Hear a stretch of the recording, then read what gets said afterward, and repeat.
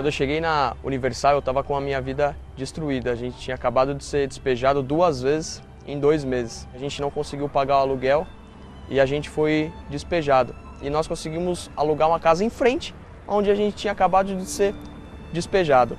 E lá não conseguimos pagar o aluguel de novo. Nós chegamos ao ponto de comer um macarrão instantâneo em 3 pessoas. Esse foi o fundo do poço, ninguém queria, a família não queria saber da gente. E a gente foi morar na casa da minha irmã de favor. E morando na casa de favor, meu pai acabou falecendo. Então, ou seja, eu fui despejado de uma casa, fui morar em outra, não consegui pagar, fui despejado de novo.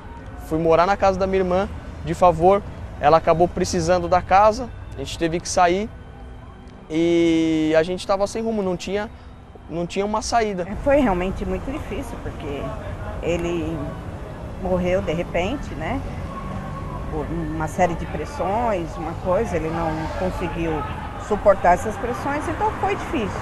Ele estava começando os estudos dele na época, né? Então eu me vi praticamente sozinha, porque nessa hora não tem amigos, não tem família, não tem ninguém, né? Realmente deixaram a gente sozinho. E foi assim que nós chegamos na Universal e começamos a fazer as correntes e logo em seguida veio a Fogueira Santa de Israel. E nós entendemos a proposta de fé que nos foi passada, que era para entregar a nossa vida no altar, de corpo, alma, e nós entendemos. E a partir daí, dessa entrega, a nossa vida começou a mudar. Nessa época eu já trabalhava como corretora, né? Mas eu trabalhava para uma empresa. E aí eu falei, não, chega, eu já entendi que eu não tenho, eu tenho que lançar sozinha. E eu saí, comecei a trabalhar sozinha e comecei a ver a minha vida mudar, né? A gente começou a ter uma visão diferente do que a gente tinha antes. As portas começaram a abrir e hoje nós temos essa vida de qualidade, como vocês podem ver.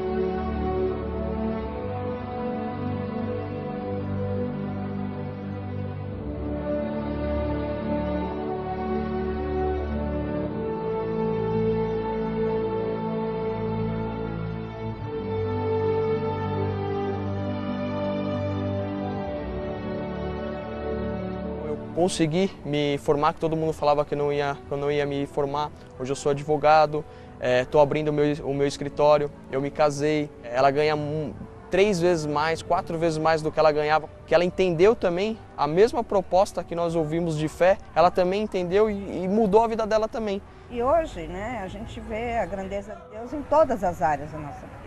Não é só a área financeira, mas em todas as áreas, né? E o principal, né, que é a minha casa, né?